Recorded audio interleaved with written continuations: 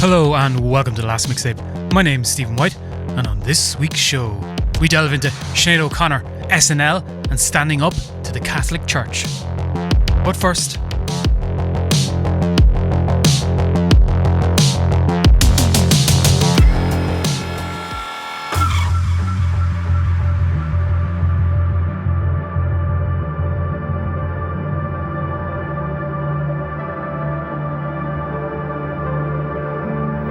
we find it necessary.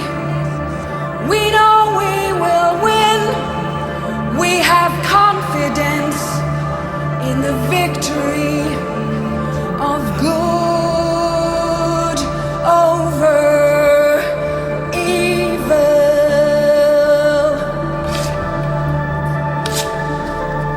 Fight the real enemy. The voice of Sinead O'Connor. Why, dear listener, and indeed, dear viewer, we're just listening to the words of Sinead O'Connor at the top of this week's show. Well, this week, I thought we'd continue to follow the thread we've been following the last couple of episodes, that of the Irish artist and protest music, with one of the most important pieces of protest music performed live on television by Sinead O'Connor on Saturday Night Live in 1992. This is the story of Sinead O'Connor, the Pope, and Saturday Night Live.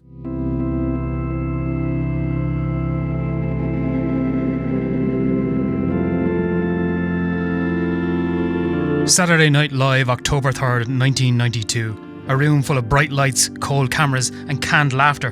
The kind of place where you're meant to be edgy, but just not dangerous. Sinead O'Connor was different. She walked out alone, no band, no backing track, just her voice. Bob Marley's War, an unshakable weight of a message she had carried with her entire life. She was not there to promote her record, she was there to bear witness. At the end of the performance, she held up a photo of Pope John Paul II, tearing it with the same softness you'd rip a letter that hurt you too much to keep. Then she looks straight into the camera and drops the line that splits the room. Fight the real enemy. Then she's gone, no bows, no encore, no applause. Deathly silence in a place not made to contain it.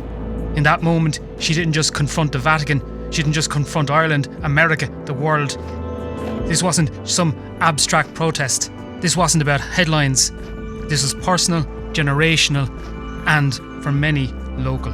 Sinead didn't need a permission slip to say what many were too scared to whisper, that the church wasn't just holy, it was violent.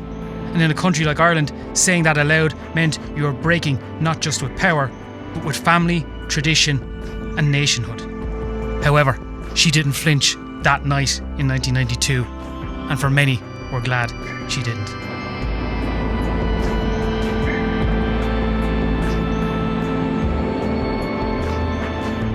To first understand this moment in time, we must understand where Sinead O'Connor is coming from. Ireland in 1992 was still a country wrapped in silence.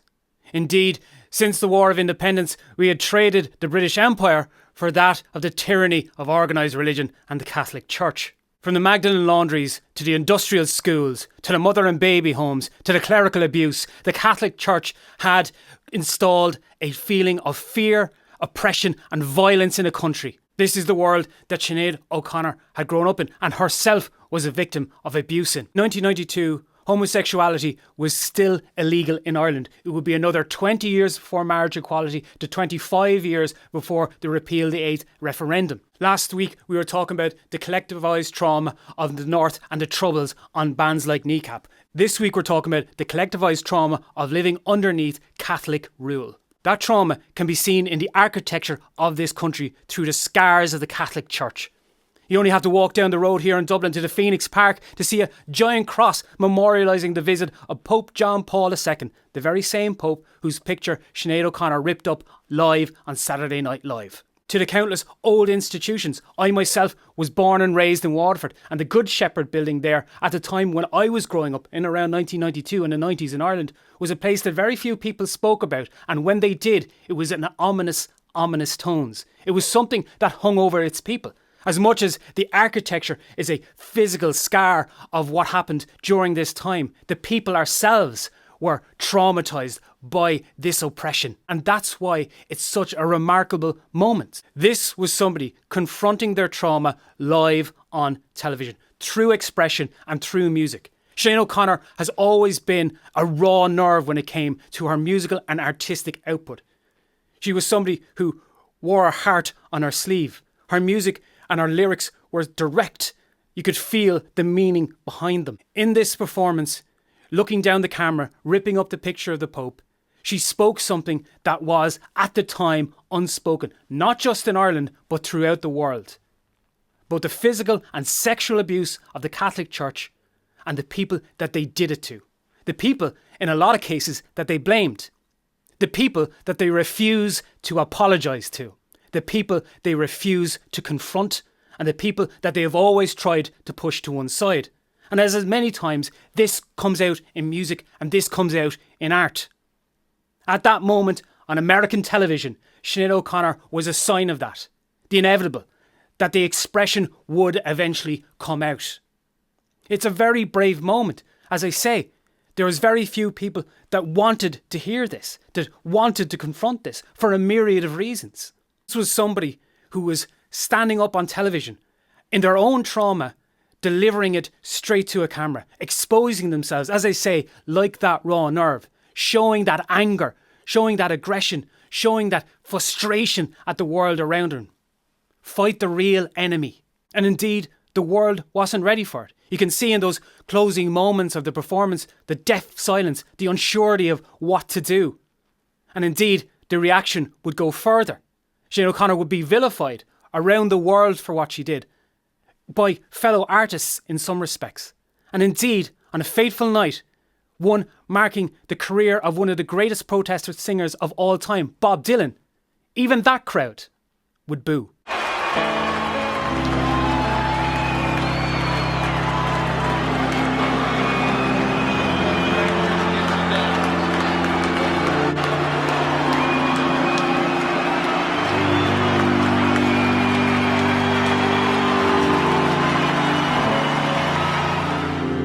That sound? That's the sound of a crowd that doesn't want the truth. Madison Square Garden, the altar of cool. The kind of room that gives standing ovations to the right kind of rebel. But that night, they wanted her small, they wanted her quiet. 2 weeks after SNL, Sinead walks on stage at a tribute to Bob Dylan, a man whose entire legacy is steeped in protest and defiance. You'd think they'd get it. You'd think wrong. They booed before she even opened her mouth. Long and relentless. Not just disagreement, humiliation by design. Chris Christopherson walks out. This old outlaw poet wraps his arms around her like a shield and whispers, "Don't let the bastards get you down." Sinead says, "I'm not down." And she does what only the truly brave do. She leans into the fire. She recites war again, just like on SNL. Not calmly this time, but carefully. This time it's a scream, raw, cracked and furious, against the furious booing of the New York City crowd. That night, in Madison Square Garden, the bastards did not keep her down. But the machine went into overdrive. The press turned cruel, the industry moved on. She didn't stop speaking, but fewer people tried to listen.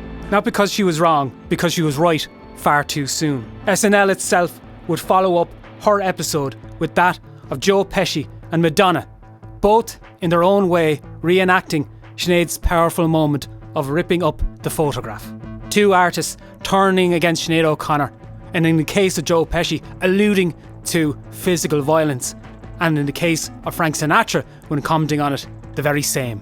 This was the true cost of protest, and this was the fire that Sinead O'Connor leaned into and didn't flinch.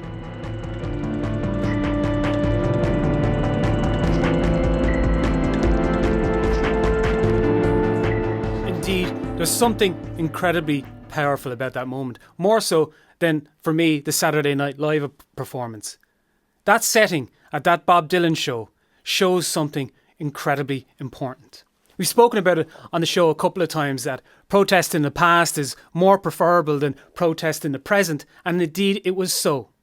For a bunch of people there to see Bob Dylan and clapping Eddie Vedder's version of Masters of War, Somebody who was standing up against child abuse, sexual abuse, physical abuse and oppression was booed. It makes you think, as I say, about all of these movies about great protest singers and all of these things that people say about how important that they were. Actually, in that moment, the person who came to Sinead O'Connor's aid was Chris Christopherson. No one else. A fellow artist was on stage being booed for expressing their beliefs, and the only person who came out to her aid was the great Chris Christopherson. But in that defiant moment, Sinead O'Connor simply answers back, "I'm not down." And there's something incredibly symbolic about that moment too, again more so than the Saturday Night Live performance for me. When you're watching it, you see Sinead O'Connor just standing there. She tells the band to stop playing the track that they were supposed to play. And she just stands there to face the boos. She absorbs it. Like so many women and people before her who had been accused of the very crimes committed against them, who had been made feel that the abuse that they faced was their fault, that there was something wrong with them, the fallen women that would go to the Magdalene laundries. She faced that aggression. She faced that social aspect of it, the booing in auditory form. Incredibly, incredibly powerful moment. In that moment, with Sinead O'Connor standing there to a chorus of boos at the Bob Dylan tribute show, I couldn't help but think about my own family, about the women in my life. My mother and Sinead O'Connor are the same age and would have grown up in the same generation as my mother's sisters and my grandmother would have too. And how the spectre of the Magdalene laundries and the mothers and babies' homes would have hung over their heads. As I say, as somebody from Waterford, it was the Good Shepherd, a place that was spoken about in hushed tones. And you can only imagine, and I can only imagine as a man, the conversations that were had, perhaps with my sister or other members of my family, about such places, about such dangers and trauma. I won't speak for my family or my family situation or anything like that. I don't have a right to do that, and I'm not going to do that here. But that would have most certainly played a part in their lives. That idea, that oppression, that fear, that lingering institution that hung in the centre of the city as a warning to all young women, or fallen women at the time. The idea in that moment that Sinead O'Connor was embodying so much of that, was facing so much of that. What I can speak to is my own trauma as somebody growing up. And the idea of facing into that core belief, facing into that very fear and calling it out, not just to yourself, but for everyone, in front of everyone. And how that must have felt for other women of her generation and beyond to finally hear it reflected and see it reflected on television, only to see her be castigated for it and shunned for it. There's a powerful moment on so many levels, and I can't help but think about those people in my life it would have affected too. That is what Sinead O'Connor in that moment on SNL and at the Bob Dylan show was standing up to. Now, I am not a political commentator in any way, and there are plenty of books on the Magdalene laundries, as I said, the industrial schools, mother and baby homes and Tuam and everything like that. There's indeed that movie with Cillian Murphy only last year, Small Things Like These, if you want to watch kind of a fictionalised account of it. These things are spoken about by people with far more authority than I. But as somebody who lived in that environment, it is incredibly powerful to see somebody doing it. And I think that's why art and culture matters in this way. There can be an argument as to which it can affect change. Sometimes it can't. Maybe art is in and of itself, it is reaction to that change. It is symptomatic of the change within a country. Maybe in this way, Sinead O'Connor was symptomatic of a generation who knew there was something wrong, knew there was something up and didn't know how to express it. And as an artist, Sinead O'Connor was able to do so and was in a position to do so and was brave enough. Not every artist did so. I love U2. I love their music. We've covered them on the show here, but there are no songs by U2 confronting the Magdalene laundries or the tyranny of the Catholic Church. And you can see the influence this moment has. Sinead O'Connor is an incredibly influential musician, and as I say, she spent the rest of her career exploring these things. She is somebody who could have easily fit in and been one of the biggest pop stars of all time after Nothing Compares to You and Mandinka and those records and albums like that, but she refused to. She could have played the Hollywood role, she could have played the big music industry role, she had the talent, she had the voice, she had the songwriting to do all of those things, but she didn't. She was herself instead. And how lucky we were that she was. How lucky we were that she used that moment, actually using a platform, a real one, to speak about something important.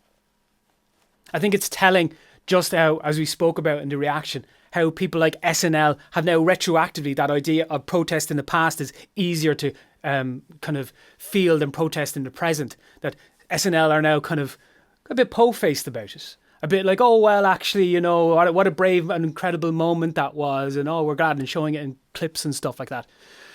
When at the time they did exactly the opposite. They hung her out to dry. And Joe Pesci and Madonna satirised her for it.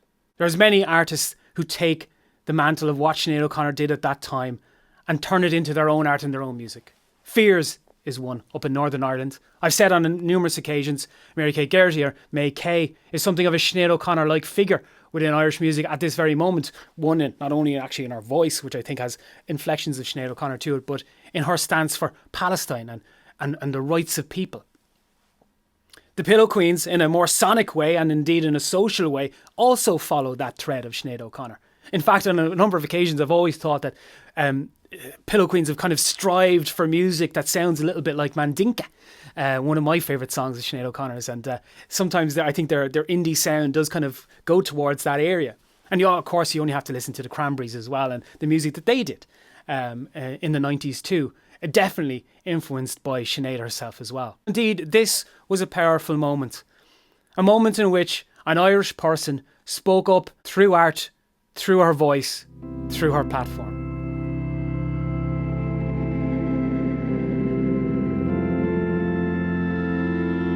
That fateful night in 1992, Sinead O'Connor kicked down the door, barefoot and bleeding. Because the thing about the truth is, when somebody tears it open, it never quite goes back. You can't suppress it, you can't spin it, and you can't bury it forever. It'll linger in the music, in the rage, in the courage it gives to someone else, years later, to stand up and say, this isn't right. You see it today in CMAT, twisting country drama into something defiant and devastating, and crying out, Free Palestine, in front of a packed Glastonbury crowd. In Pillow Queens, threading queerness and fury into every chorus. In Radie Peat, reviving Ireland's ghosts with a voice that refuses to let us forget. In international bands like Boygenius, who covered the parting glass in tribute to Sinead.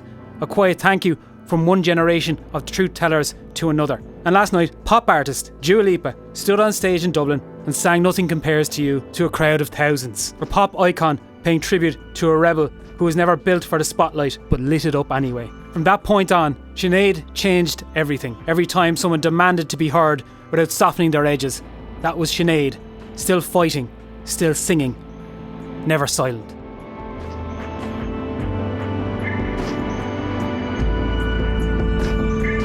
Sinead O'Connor told the truth, and for that, they tried to destroy her. With punchlines, with headlines, with silence. But the thing about artists like Sinead O'Connor, their art, their words, their expressions linger a lot longer than any of those things can. And when we look back at those videos of Joe Pesci and Madonna and people speaking out against Sinead O'Connor, it says more about them than it does about her. The career of Sinead O'Connor is a complex and varied one. Indeed, her own spiritual journey, as I alluded to earlier, is also a complex and varied one. We are complex creatures in a complex world. So by no means is this the last video I will do on the work and career of Sinead O'Connor. There is much to dive into, and I've already got ideas for future episodes. But for now, the story of one of the most infamous moments in her careers and one of the most powerful moments of protest music ever televised still resonates today in 2025 throughout the world. That you've got to be allowed to acknowledge what's really happening so that it can be grieved. That's right. Yes. Sinead. That for me in my life, people do say switch off and let go, but no, because you must hear this. This is why you as a priest, you must hear this. That why it affects me and why you can't just flick a switch is because, like Eddie was saying earlier on, it affects you in the now, all your relationships for the rest of your life. And that is, to me, against God. You know, God gave us life so that we can feel alive and good and love people and love each other. But if we haven't been shown that example by the Christ figures, be they parents or priests or whatever, we can't carry that on.